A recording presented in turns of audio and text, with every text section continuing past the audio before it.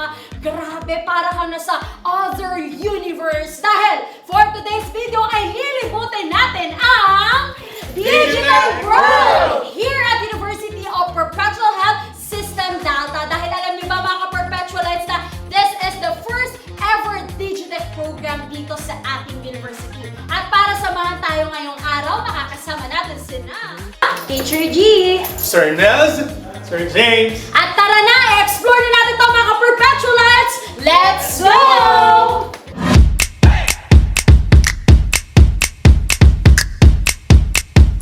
Hashtag Digitech World, let's explore!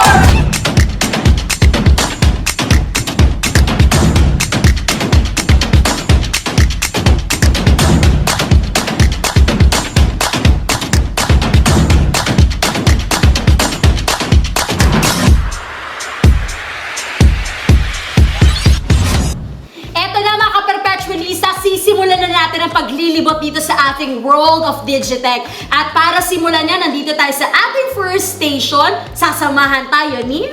Hi, Perpetualites. I'm Sir James Ong, an ICDL certified teacher and from the grade school department. Ayan, grabe, di ba? Very equipped ang ating mga professors ngayon dito. At una sa lahat, dahil nga Digitech World, Sir James, di ba? So, ano pa bang meron dito na makikita mo? Of course, meron tayong computer. Ayan. So, ano bang ibibida mo ngayon sa akin, Sir James, dito sa computer natin?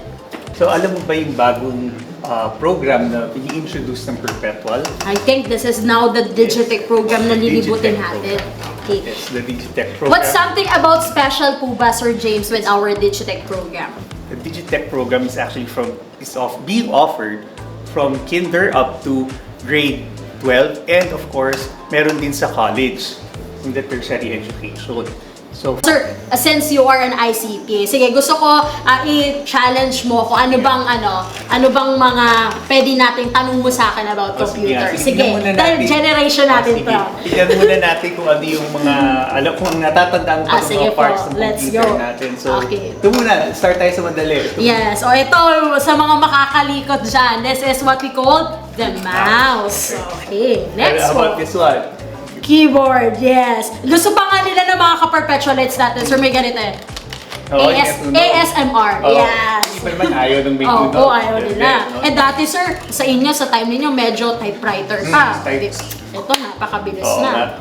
Ito naman, ano itong tawag dito? The whole itself, Oo. ito ang utak ng computer. Yes. Ang sabi nila, ang computer may utak din. Nakala nyo ba? Ang tawag dito ay CPU, which means Central Processing Unit. Very good. Alam ko pa Galing. yan.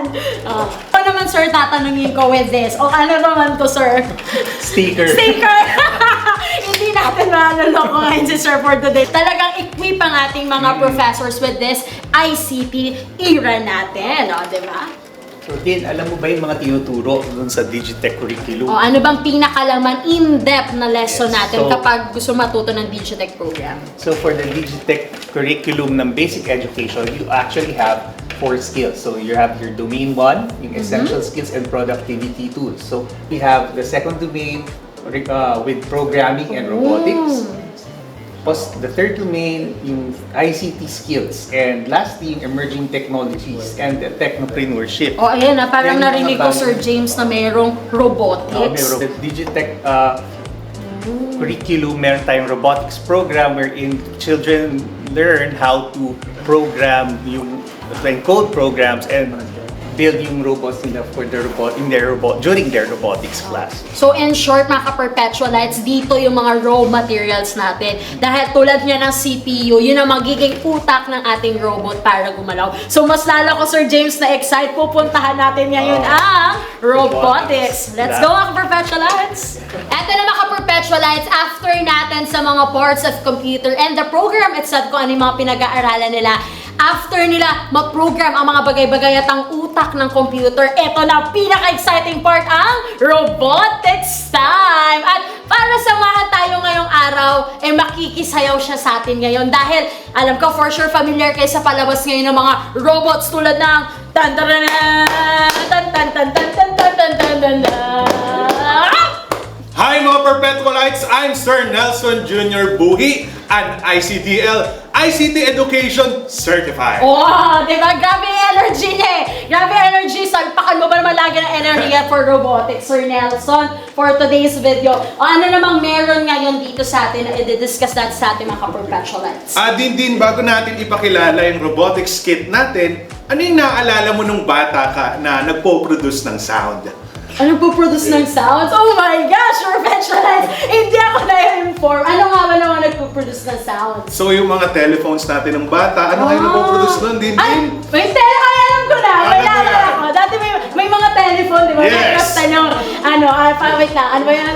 Yahi, yahi, yahi, a little butterfly. Yan ay isang halimbawa na may ikukumpara natin sa robotics kit natin ngayon. So actually, yung robotics kit natin, meron siyang 3 source of power. Okay. Yung manual, Okay. yung battery, at saka yung solar. Or solar. Ayan na, medyo nababalikan natin yung science, natin, generation. Okay. So, yung sounds na nakikreate na ito ay 3. So, merong component dito na ililipat mo lang, tapos magpo-produce na siya ng ibang sound. So, pwede ba natin yan i-try? So, Sige. syempre ako, lagi ko tong ginagawa. Din, pwede bang ikaw na lang ang gumawa? Oo, sige. Paano ba ito?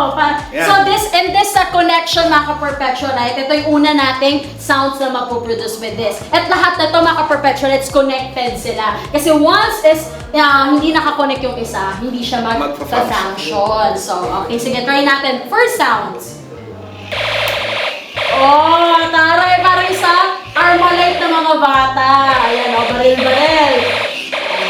Ay, tapos, kapag iniikot mo siya, magpo-produce siya perpetualites ng light and at the same time, hindi lang sounds, napapagalaw niya yung LC. Ayan, naalala ko na naman, Doraemon, nilipad na. Ayan, and natanggal, di ba? Di ba? Nobita! Ganon. Next. Yan. Ang next sound natin, tatanggalin natin yung isang component. Okay. Okay, din. Sige, another sound na naman to. Taray! Di ba? Pag narinig mo yung tunog na yan, mapapano ka na lang. Duck cover and hold. Yan. Yes. And the last sound it creates ay... Ito na. Ang last sounds niya. Ayan na. Okay, try natin. Ito, totoo na to. Magtago ka na sa ilalim ng lamesa. Ito na. Ayan. So, ganito pala nagpa-process ang ating robotics. So, di ba, ganun ka high-tech ang mga gamit natin ngayon. At matututunan niya yan dito with our Digitech program. Thank you, Sir Nelson. And with this, meron pang other robots kayong makikita. Puntahan na natin. Ayan mga ka-perpetualites, na-try na natin ang ating robotics kanina. Pero, syempre, yung mga ganong lessons, tututunan natin yan sa ating science and computer class. At para mas palawigin pa yung learnings natin about this generation of advanced technology, makakasama natin ang isang science teacher we have here. Hello, Perpetualites! I am Miss Tony Rossi, an ICDL certified teacher and also a science teacher here in Perpetua. Ayan, Ma'am Tony, nakaka-amaze dahil all-in-one tayo ngayon dito sa ating Digitech program. Para ngayon pala nakaka-amaze na kasi ang dami yung itutur sa akin na Yes. isang sa mga gamit na nandito. And another stop na naman natin mga ka-perpetualites, meron na naman tayong nakikita ngayong araw na ito. So, Ma'am Tony, parang familiar ako dito. Ayan hindi ito sa electric fan ninyong sira, hindi namin to kinuha Pero I think, nakikita ko siya kadalasan before na sa science book namin. Yes, a science book. And sa ang lugar natin usually nakikita itong structure na Ito to? sa pagkakaalala ko, Ma'am Tony, nakikita ko siya sa in Ilocos. Yes, Ayan. that is correct. Tawag natin dito actually ay wind turbine.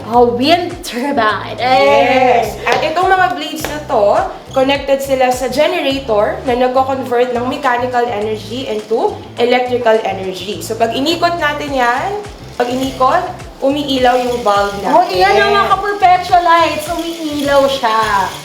So, yan ang advantage ng science generation. Ito na mga ka-perpetualites after natin sa robotics, sa ating wind turbine. Ayan, grabe na, pa-extend ang pag-explore natin sa ating Digitech program in robotics. At ito na, this is the time makikita nyo ng gagalaw na ang ating mga robots. At para samahan tayo for today's video, makakasama natin si... Hello, Perpetualite. I am Miss Sheila May H. Sarsha, an ICDL, ICT, and Education Certified and a math teacher here in Perpetua. Ay, grabe! Hindi ko na kinakaya mga Perpetualites. May computer teacher, may robotics tayo, may science. Kasama natin ngayon ang isang math teacher. So, meron tayong 2 robots here. EV3 mobile robot and etong Spike Prime mobile robot. Okay, so dito tayo kay EV3 robot. Din naglalaro ka ba ng Lego dati? Ayan, Nung Lego. bata? At sobrang enjoy na enjoy ko mag-build. Ay, ano yung mga nabubuo mo dati? Pagmamahal. Like, hindi. Iba yung nabubuo. Ayan po. Okay. So, dun sa mga Lego natin, okay, dati nung bata tayo, nagbubuo lang tayo, nagbibuild. But ngayon, from those Legos, meron tayong tinatawag na EV3 Mindstorms. Okay, ayun ay isang application ni Lego, okay, kung saan meron mga robots, okay, na pinapagalaw gamit yung mga parts ng Lego. Okay, eto, hiwa-hiwalay yan. At Ma'am Sheila, tama ka. Para siyang Lego talaga. Kasi kung titignan nyo siya Perpetualites, ayan o. Di ba ganyan sa Lego? May mga tas dudugtong-dugtong mo siya. Pero ito, gagalaw na siya ngayon. Sige, titignan Okay, natin. pagalawin natin. Ito na. Ayan So, na. dito muna tayo sa grabber. Mama, di ba ito nananakmal si... Hindi ano pangalan naman. nito? Ano pangalan? Si EV3 mobile EV robot. o EV, relax ka lang ha. O, sige ma'am, try natin. Okay, so pagalawin natin to, pwede siyang mag-grab ng things. Okay. So, Okay. para tong tractor. Okay. Ayan, o. Ayun. Wow! Gawa ng bigla, Okay, kasi meron siyang ultrasonic sensor. Tapos meron din naman, pwede nating pagalawin yung wheels. Okay, pagalawin natin yung wheels. The wheels and Okay. the bus go round and round. Sige, panoorin mo mabuti. Ay, oh. diba? Yes, so Yes. ikat ka lang. Ikaw ba ang nananasan mo na rin paikot-ikutin ka? Palagi. Hindi, walang ganun siya. Walang ganun pa. Okay. Ayan, oh. Exciting to! Mushi-mushi, ola, ola, hello, hello, kamusta ka? Mushi-mushi, ola, ola, hello, hello, kamusta ka? Mushi, ola, hello, kamusta ka? Kamusta kayo mga ka-Perpetualites? Dahil na-energize tayo at sumasayaw na tayo dito sa ating last stop dito sa ating Digitech program at ang makakasama natin walang iba kundi si... Hello, Perpetualites! My name is Teacher G. I'm ICDL, ICT, and Education Certified. Ayun, grabe, di ba? Energy talaga! Ay, Ma'am Gina rin at nalibot na namin lahat-lahat from the program itself ng ating Digitech program sa ating robotics, naglaro tayo at sa ating last but grabing level pag ganun at pa-energize ang exploration natin. O Ma'am Gina rin, ano namang meron ngayon na ibibida mo sa akin bukod sa mga moves mo? Okay, so bukod sa the moves ko, so eto po ipapakita natin ngayon yung ating interactive na TV. So eto po ay ginagamit natin. So hindi na natin kailangan ng whiteboard, di ba? So eto na ang pinaka-ating whiteboard. So kung kayo po ay gustong sumagot, pwede na po ninyong i-click lang yung ating TV. So nasaan po ba yung ano natin, yung screen natin dito? Na dapat po nakikita din po yung mga estudyante natin. Ayun, so pwede siyang ganon. Pwede so, yun. Ma'am Gina Lynn, aside sa pagiging, di ba, nakalanasan natin na mga ka-Perpetualites na board lang tayo. Yes Pero po. grabe ang generation natin ngayon, sobrang advanced dahil, ayan na! Oh! Diba? Mushi, hola, hola! Hello, hello, kamusta ka? Oh, di ba? Ma'am Gina Lynn, di ba nakikita mo talaga lahat ng Oo, galaw? nakikita na kahit yung mga estudyante natin na mga hindi nakikinig, so nakikita na natin yan dito sa ating camera. It's because of the poly camera natin. So yung poly camera natin is lahat po yan dito sa ating classroom, nakikita na po yan using the poly camera. So paano ba to? Ang balita ko daw, Ma'am Gina, ito si Polycam na to, medyo may kakaibang technique to. Yes Hindi ka po, makakatakas. meron. Hindi. Kasi ganito yan. So itong poly camera na to, so kung sino po yung nagsasalita, Ayan, sige, try ni Ma'am okay? Gina Lynn. So ako po ngayon yung pinaka nagsasalita dito. So dapat po si teacher lang po yung naha-highlight. Oo. So kung sino po ang marinig niya na nagsasalita, siya naman po yung iha-highlight. So ganun po Susundan ka niya. Susundan ka talaga ng TV. So with voice, susundan ka natin camera. So Yes Ma'am po. Gina Lynn, kapag ganyan yung pag ganyan pala yung ating ganito yung ating board and the camera itself. Ibig sabihin may nakabantay sa inyo mga perpetual. Syempre, hindi sila makakalusot. Ay! Lahat talaga sila. Oh my God, perpetualates, bawal ang Mangopia. Oh my God. Sabing sobrang high-tech nito mga ka-perpetualates. Ayan na mga ka-perpetualista, para patunayan kung gaano ba talaga ka-equip ang ating first ever Digitech program dito sa ating university, ay makakasama natin si... Hi ka-Perpetualites! Good day! I am Engineer Garcia po from the College of Engineering. Ayun, grabe. Sir, grabe ha. Sobrang equip nyo dito. Sobrang na-amaze ako sa mga gamit na nakita ko from robotics, from computer, tapos from all the experiences kasama ng ating mga other professors na certified ICT professors. So sir, may ibibida ka pa ba sa atin for them to invite for our to try the Digitech program? Of course naman din, kung ikaw na taga-Perpetualite, or taga-Perpetual, ay na-amaze, syempre, what more yung mga students natin, di ba? So, syempre, we prepare this for the students talaga. So, ang number one po kasi natin na kailangan na meron tayo is yung ating teachers. Okay. Syempre, sila po yung magdi-deliver ng program, tama din? Yes. So, etong mga teachers natin, before natin sila qualify, pina-certify natin sila. Oh. ICDL certified sila. So these are computer teachers na meron na tayo sa Yes, university. correct. Then the university itself talagang kailangan mas higher level ang knowledge ng information ng ating mga prof. Tama ka dyan din. And then, yung tour sa laboratory, siguro nagulat ka, di ba? Opo. Para ako nasa Transformer Bumblebee ang design ng kanilang pinaka-whole area dito. So, of course, nakita mo naman, meron tayong computers, tama? And then, meron tayong interactive TV na with camera, di ba? So, those things po, kailangan natin for the students, who are planning to have a great experience with Digitech program. So, ang kagandahan dito din, as early as kinder, meron tayong program. Pagdating sa college, meron din tayong program for that. So, it's a continuous program po. Opo. So, Kasi imagine mga ka-perpetualites, kinder pa lang. Kasi alam naman natin sa marami sa atin na nakakahawak lang sila ng ganito mga technology with a primary level na sila, tapos hihirapan pa. Pero with this program, bata pa lang matitrain na sila to adapt for all the new technologies na meron tayo. just to let you know, meron po tayong mga programs na covering programming, website development, technopreneurship, Python na programming, meron po tayong tinatawag na Internet of Things. So lahat po ng mga bagay nag-work because of internet. So yun yung program. Isn't it exciting, di ba? Na yung bata, may robotics tayo kanina. Robotics talaga. Nakita mo naman kanina, di Yes, ba? po. So, kahit ikaw na medyo nasa ganitong edad na, ay, paano nga ba gumagalaw to? So, wag mo yung mga bata, di ba? Opo. So that's why, we are inviting, everyone to have great experience po. Try Digitech program.